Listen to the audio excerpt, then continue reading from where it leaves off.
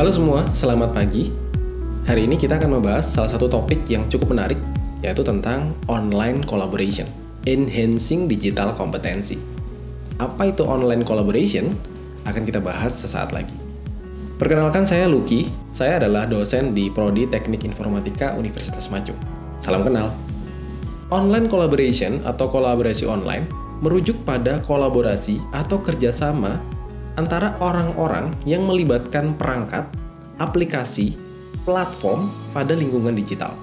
Kolaborasi online ini memang sengaja didesain untuk menjembatani keterbatasan ketika melibatkan orang-orang pada lingkungan yang berbeda, pada waktu yang berbeda, sehingga kita masih bisa melakukan kerjasama, bisa melakukan kolaborasi untuk menyelesaikan suatu hal secara bersama. Tentunya hal ini tidak mungkin terjadi kalau kita tidak melibatkan platform digital. Terdapat banyak jenis-jenis kolaborasi online. Setidaknya terdapat 7 jenis kolaborasi online. Yang pertama, collaboration learning. Jenis kolaborasi ini hanya berfokus pada proses pembelajaran. Jenis kolaborasi yang kedua adalah information sharing, yang mana fokus dari jenis kolaborasi ini adalah knowledge sharing atau information sharing. Kemudian yang ketiga ada group project. Yang menjadi fokus pada kolaborasi ini adalah project management, ya, bagaimana kita memanage sebuah project yang mana di dalamnya pasti ada orang gitu ya, pasti ada resource ya, dan hal-hal lain yang dibutuhkan. Jenis kolaborasi yang keempat adalah participation collaboration, yang lebih berfokus untuk mengumpulkan massa ya. Biasanya ini digunakan untuk membentuk grup atau komunitas tertentu yang memiliki ketertarikan yang sama, yang memiliki fokus kegiatan yang sama untuk sementara waktu saja. Yang kelima, content development. Content development ini seperti membentuk sebuah tim yang mana nantinya bertugas untuk membuat atau mengerjakan sebuah project yang sifatnya menghasilkan konten, ya, bisa digital konten atau konten-konten lainnya yang bisa dikerjakan melalui platform digital. Yang keenam adalah engagement collaboration. Jenis kolaborasi ini mirip dengan participation collaboration. Hanya saja jenis kolaborasi ini lebih berfokus untuk mengengage, ya, lebih fokus untuk menciptakan atau meng-create bonding dengan partisipannya. Biasanya ada kaitannya dengan kegiatan marketing, bisa produk atau jasa yang akan ditawarkan sebagai bagian dari komunitas atau kolaborasi tadi. Dan yang terakhir adalah komunikasi, yang mana jenis kolaborasi ini lebih berfokus sebagai media komunikasi saja untuk beberapa orang pada waktu tertentu saja. Jadi sifatnya temporer, sementara. Jika kita membahas lebih dalam tentang jenis kolaborasi yang pertama, yaitu collaboration learning, jenis kolaborasi ini melibatkan students, melibatkan siswa, pembelajar yang bekerja secara virtual gitu ya. Secara aktif mereka berpartisipasi, melakukan sharing idea ya. Kemudian mengumpulkan data dan informasi secara bersama-sama untuk memahami suatu materi tertentu, materi pembelajaran tertentu ya. Jenis kolaborasi ini jenis kolaborasi yang umum ditemukan di akademi gitu ya, di universitas, di sekolah gitu ya. Itu biasanya jenis kolaborasi yang ada antara pembelajar dan pengajar adalah collaboration learning. Jenis kolaborasi learning ini biasanya melibatkan platform digital seperti virtual classroom, thread discussion, activity stream, MOOC, dan expert facilitated. Ya. Biasanya platform-platform digital sudah menyediakan fitur-fitur yang membantu kita untuk melakukan proses pembelajaran dengan lebih terstruktur. Jenis kolaborasi yang kedua yaitu information sharing, yang mana fokus dari jenis kolaborasi ini adalah bertukar pengetahuan, bertukar informasi. Ada resource atau ada akses terhadap data yang kemudian nantinya bisa dibagikan ke sesama partisipan sebagai bentuk informasi. Biasanya ini juga melibatkan digital platform, gitu ya. Kemudian digunakan untuk mempercepat proses penyaluran atau penyebaran informasi tadi. Setidaknya terdapat 4 hal yang harus kita perhatikan. Yang pertama adalah akses informasi.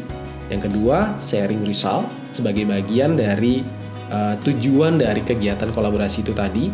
Kemudian broadcasting information, jadi setelah informasinya didapatkan, kanal tersebut atau platform tersebut dapat juga digunakan untuk menyebarkan informasi yang ada.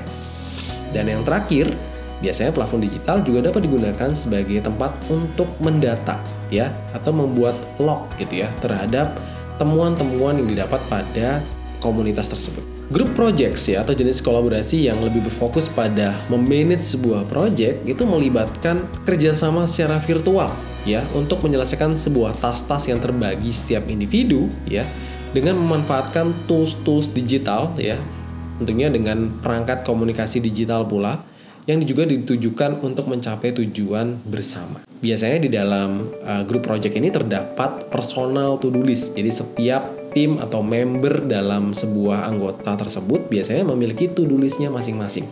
To-do list ini akan menjadi sebuah KPI yang nantinya akan dipertanggungjawabkan dan nantinya akan dimonitoring gitu ya selama project berlangsung melalui kanal atau jenis kolaborasi ini. Ada share task dan activities ya, ada hal-hal yang nantinya bisa dikerjakan secara bersama gitu ya. Kemudian ada agile tools dan PPM tools ya. Jadi agile tools adalah tools yang nantinya akan digunakan selama melakukan kolaborasi. Bisa saja sebuah cloud storage atau tools-tools lainnya yang bisa digunakan secara online secara bersama-sama. Dan yang terakhir PPM tools itu terkait dengan project management. Project management ini biasanya sifatnya untuk memonitoring atau menjadwal kegiatan atau project yang sudah ditentukan sebelumnya. Jenis yang keempat, participation collaboration. Jenis kolaborasi ini bertujuan untuk membagikan secara aktif gitu ya, project atau mempromosikan hal-hal yang nantinya melibatkan partisipan. Ya, jadi tujuannya adalah menghimpun massa untuk berkegiatan secara bersama. Umumnya kegiatan ini sifatnya temporer ya, tidak terus-terusan kecuali yang sudah dibentuk sebagai sebuah grup tetap begitu. Sementara untuk content development gitu ya, biasanya fokus dari jenis kolaborasi ini adalah pada proses creation, pembuatan, editing gitu ya, kemudian untuk penciptaan atau penghasilan materi-materi digital ya, yang nantinya akan dikerjakan secara bersama-sama oleh banyak orang. Seperti yang tadi sudah disampaikan, untuk jenis kolaborasi engagement, karena fokusnya adalah untuk meningkatkan bonding, maka informasi yang diberikan itu lebih spesifik. Ada tujuan di balik penyampaian informasi yang biasanya berkaitan dengan penawaran jasa atau produk sebagai bagian dari kolaborasi tersebut. Dan yang terakhir adalah media komunikasi. Untuk bagian ini rasanya tidak perlu dijelaskan, tapi sebagai gambaran, jenis kolaborasi ini hanya bertugas untuk menjalin atau menjadi media komunikasi pada sebuah platform tertentu yang sifatnya terlepas gitu ya dari platform utamanya. Jadi misalkan kita menggunakan WhatsApp group ya sebagai bagian untuk komunikasi pada sebuah tim yang ada di universitas gitu, misalkan ada tim revisi kurikulum gitu misalkan. Nah, karena kita tidak memiliki kanal tertentu, kita bisa menggunakan WhatsApp group ya. WhatsApp group ini bukan kanal utama dari manajemen proyeknya ya, untuk memanage orang-orangnya, tidak. Tapi dia digunakan sebagai salah satu bagian saja dari kolaborasi online yang dilakukan. Setidaknya terdapat 7 aspek penting yang harus kita perhatikan ketika melakukan kolaborasi online. Yang pertama, tujuan. Pastikan terlebih dahulu apa tujuan dari kolaborasi yang nantinya akan dilakukan. Apakah itu hanya untuk pembelajaran, hanya untuk media komunikasi, atau hal-hal yang lebih serius seperti group project atau project management. Yang kedua, tools. Sebelum terjun atau terlibat pada kolaborasi online, pastikan terlebih dahulu media atau perangkat yang nantinya akan digunakan untuk melakukan kolaborasi ini. Jangan sampai tools yang digunakan ternyata cukup sulit untuk dipakai oleh seluruh partisipan. Belum lagi ada keterbatasan lainnya yang akhirnya membuat kolaborasi menjadi lebih susah untuk dilakukan dibanding tidak melalui daring. Yang ketiga, privacy. Bagaimana dengan komponen privasinya? Apakah kolaborasi tersebut cukup menjaga privasi atau justru mengganggu ya kerahasiaan dari kegiatan yang nantinya akan dilakukan secara bersama-sama? Yang keempat, biaya. Pada saat kita melakukan kolaborasi online, penting untuk mempertimbangkan apakah platform atau aplikasi perangkat yang digunakan itu sebaiknya berbayar atau tidak. Jika untuk hal-hal yang tidak terlalu serius, maka aplikasi yang tidak berbayar lebih disarankan. Tapi untuk hal-hal yang cukup serius, seperti berhubungan dengan klien, untuk hal-hal yang bersifatnya profesional, aplikasi-aplikasi berbayar rasanya lebih menawarkan fitur-fitur yang cukup membuat pekerjaan menjadi lebih nyaman. Yang kelima, scalability atau skalabilitas. Ya, potensi tertinggi dari aplikasi tersebut. Perlu untuk dipertimbangkan, apakah aplikasi yang digunakan cukup mengakomodasi ketika kolaborasi tersebut berjalan seiring dengan waktu.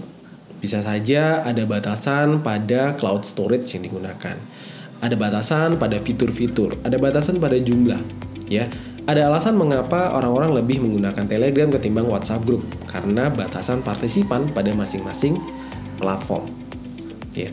Ada alasan mengapa kita lebih memilih untuk menggunakan MS Teams ketimbang menggunakan Zoom. Semuanya punya kelebihan dan kekurangan yang sebaiknya dipertimbangkan sebelum memilihnya sebagai media komunikasi. Yang keenam, multi-platform. Di zaman dimana kita mengenal ada banyak platform, tentunya hal ini juga perlu dipertimbangkan. Karena bisa saja kolaborasi akan menjadi terganggu ketika ada satu atau sebagian anggota tim justru tidak bisa menggunakan aplikasi karena tidak support dengan platform yang sedang digunakan. Ya, keterbatasan platform juga menjadi batasan tertentu, menjadi kendala tertentu ketika kita menggunakan atau melibatkan orang-orang yang berasal pada tempat-tempat atau negara-negara yang mana aplikasi tersebut tidak tersedia. Yang ketujuh, usability atau fitur-fitur yang ditawarkan pada aplikasi. Jika platform digital yang nantinya akan digunakan hanya memiliki sebagian fitur saja, rasanya perlu dipertimbangkan untuk menggunakan platform-platform yang fiturnya jauh lebih lengkap. Ya, biasanya fitur-fitur ini memiliki dampak sendiri. Ada yang berbayar, ada juga yang gratis. Ya, sehingga itu perlu dipertimbangkan terlebih dahulu. Jangan sampai ketika kita melakukan kolaborasi sudah terlalu banyak track record yang terjadi di sana, ternyata ada banyak fitur yang justru menyulitkan kita untuk melakukan kolaborasi ke depannya. Oke, kita sekarang masuk ke bagian enhancing digital competency. Ya, kita akan menggunakan sebuah platform digital yang namanya Office 365. Saya rasa kalian pasti sudah familiar dengan aplikasi ini, gitu ya. Tapi buat yang belum familiar, kita juga masih punya kesempatan buat belajar sama-sama. Jadi jangan khawatir. Sebelum masuk pada platform digital yang saya maksud, Office 365, saya akan membahas terlebih dahulu tentang digital literasi. Tadi di bagian slide awal saya menuliskan tentang digital kompetensi. Apa hubungannya digital literasi dengan digital kompetensi? Digital literasi itu sendiri adalah digital kompetensi. Digital literasi is about digital kompetensi. Jadi digital literasi di sini adalah kemampuan untuk mengakses, memanage, memahami, mengintegrasikan, mengkomunikasikan, mengevaluasi, dan menciptakan informasi secara aman, ya, menggunakan teknologi digital. Jadi apa yang kita lakukan saat ini adalah bagian dari upaya untuk meningkatkan kemampuan literasi digital atau kompetensi digital kita. Setidaknya terdapat beberapa aspek yang perlu diperhatikan ketika kita melakukan peningkatan literasi digital ini. Yang pertama, informasi dan literasi data. Kalau kita berbicara tentang kemampuan literasi digital, maka hal yang harus ada pertama kali adalah the confidence, ya, rasa percaya diri, sifat kritis dan sifat bertanggung jawab terhadap pemanfaatan teknologi digital, baik pada proses pembelajaran ataupun pekerjaan yang sedang kita lakukan. Yang kedua, komunikasi dan kolaborasi. Komunikasi dan kolaborasi adalah kemampuan untuk bisa menggunakan perangkat digital dan teknologi secara efektif untuk berinteraksi, membagikan informasi, dan bekerja sama dalam sebuah lingkungan digital.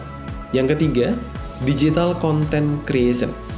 Kompetensi digital juga berkaitan dengan kemampuan kita untuk menciptakan konten-konten digital dengan teknologi-teknologi yang ada. Yang keempat, self-awareness. Ya, di zaman dimana hampir seluruhnya menggunakan atau melibatkan teknologi digital, self-awareness adalah bagian yang paling penting, karena bagian inilah yang memastikan kita menggunakan teknologi secara bertanggung jawab, secara beretika, sehingga kita tidak hanya menjadi pengguna, tapi juga menjadi pengguna yang bertanggung jawab. Yang kelima, problem solving. Pemanfaatan teknologi digital tidak semata-mata hanya untuk digunakan dalam konsep atau ruang suka-suka, tetapi bagaimana memanfaatkan mereka untuk menyelesaikan kasus-kasus yang kita hadapi selama kita menjalani proses pendidikan, gitu ya, atau menjalani pekerjaan kita. Jadi jangan sampai teknologi digital ini berhenti pada tahapan digunakan saja, tetapi digunakan untuk menghasilkan manfaat bagi kita penggunanya. Sekarang kita masuk ke bagian yang paling penting dari platform digital untuk kolaborasi online. Ya. Dengan platform 365 ini, di dalamnya ada banyak aplikasi-aplikasi yang bisa membantu kita untuk bekerja bersama. Ya, saya rasa kalian sudah familiar dengan Office Word gitu ya, Excel, PowerPoint. Ini adalah basic kompetensi yang pikir saya harus dimiliki oleh rekan-rekan mahasiswa. Nah, fitur-fitur ini sekarang tidak perlu lagi diinstal secara mandiri ya, secara standalone gitu ya. Kita bisa langsung pakai dalam satu lingkungan environment yang sama pada Office 365. Setelah ini kita akan mencoba bagaimana menggunakan ya aplikasi-aplikasi yang ada pada Office 365, mulai dari Outlook, OneDrive, hingga MS Teams ya. Saya harap rekan-rekan bisa memperhatikannya dengan baik sehingga yang menjadi tugas berikutnya itu bisa dikerjakan dengan baik juga. Sampai ketemu di video selanjutnya.